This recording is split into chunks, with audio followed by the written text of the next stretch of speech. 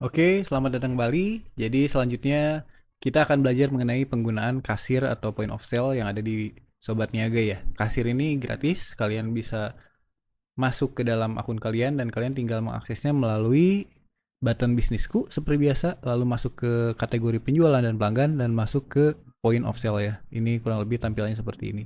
Di sini kalau kita lihat udah ada transaksi ya di branch dan kita lihat ada transaksinya dan pendapatan hari ini ya. Nah, cara untuk memulainya sebenarnya kita klik buka kasir akan muncul modal ini. Nah, modalnya kita tinggal pilih pertama cabangnya kita bisa pilih misalnya branch 1 atau test branch HQ atau branch 2. Nah, kita bisa pilih cabang. Tujuannya nanti untuk mencatat ke finansial di akhir, ke laporan finansial di akhir, pendapatan ini tuh ikut ke cabang yang mana. Pertama itu dan nanti footer yang ada di cetak stroke itu nanti akan muncul mengikuti cabang ini gitu, cabang yang dimana kita pilih gitu ya. Lalu selanjutnya kita juga bisa pilih gudang atau warehouse-nya di mana. Nah, kita pilih yang misalnya salah satu nih. Nah, gudang ini juga kalau kita lihat ya, nantinya akan mengikuti dari warehouse ini. Nah, kita misalnya pilih yang gudang Bandung, kita kelola stok. Nah, isi yang ada di gudang ini kan kita ada stoknya ya, ada yang 104 di miniatur kereta Wush, ada kode voucher itu 8 ya. Nah, item ini yang akan muncul karena mengikuti gudang yang ada di sini ya. Jadi nanti si gudangnya tuh akan berkurang kalau misalnya terjadi penjualan, itu stok yang ada di gudang ini akan otomatis berkurang. Lalu kita bisa masukkan modal awal saya gitu, isi 100.000 contohnya, kita klik buka kasir. Nah, ketika buka kasir akan ada beberapa informasi. Di pertama tuh ada informasi cabangnya di mana, gudangnya di mana yang sudah kita pilih. Lalu di laci untuk open kasir ini kan tadi kita isi udah 100.000. Di sini ada sesi kasirnya. Lalu di sini kalau kita lihat ada tanggal dan jamnya. Lalu di bawah sini ada user yang lagi login nih. Kalau kita lihat ini login user kita sebagai admin. Tapi kalau misalnya nanti ke depannya pegawai itu ingin ada akses ke sini ke kasir, jadi nanti kasir itu pegawai gitu ya. Dia bisa mengakses melalui dashboard pegawai ya. Dan tentunya dia harus dikasih role juga untuk membuka kasir ya.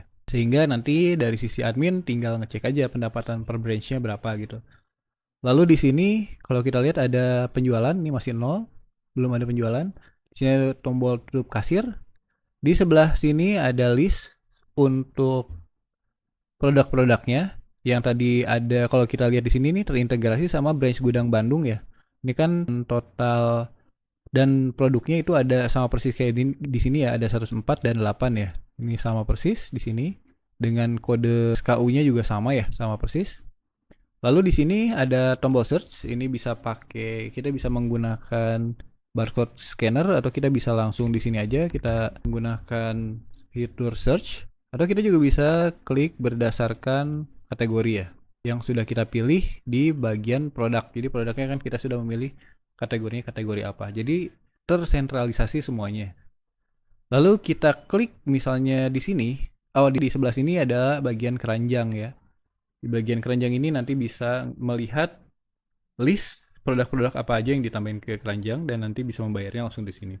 Lalu kita coba untuk memasukkan produk ini ke keranjang. Caranya adalah tinggal ngeklik aja si produknya. Kalau touchscreen lebih enak ya.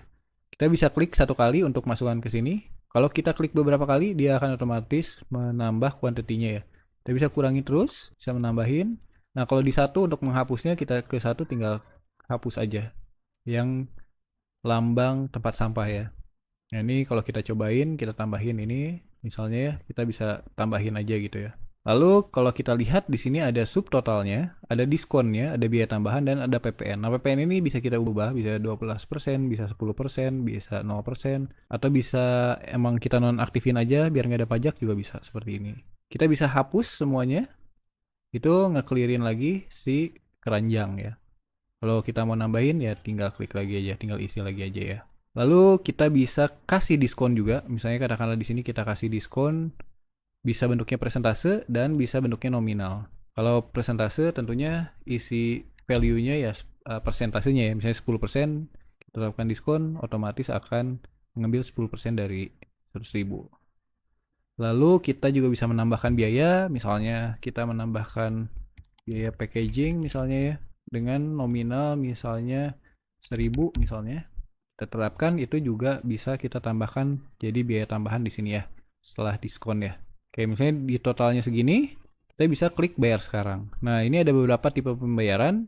Kalau kita bayar tunai, otomatis nanti akan kita tinggal ngisi berapa totalnya. Nah, ini akan ada kembaliannya dan akan mempengaruhi uang yang dilaci ya. Jadi nanti buat tutup kasir, kita tinggal sesuaikan aja. Kita juga bisa menggunakan QRIS dan kartu kredit ya. Kalau QRIS ya atau kartu kredit ya kita tinggal klik aja. Ini akan masuk ke pop-up transaksi sukses. Nah, di sini kita bisa cetak struk. Kalau kita lihat cetak struk, kita lihat di cetak struk itu ada footer terima kasih sudah mengunjungi kami ya. Nah, ini mengikuti dengan kalau kita lihat ya, mengikuti dengan halaman yang ada di branch. Gitu. Jadi, kenapa kita tadi pilih branch juga karena di branch ini sudah kita tentukan juga footer struk ini bisa kita rubah ya. Misalnya terima kasih mengunjungi kami kayak yang sekarang kan kalau kita lihat ini terima kasih mengunjungi kami ya, ini kita bisa rubah gitu ya footernya.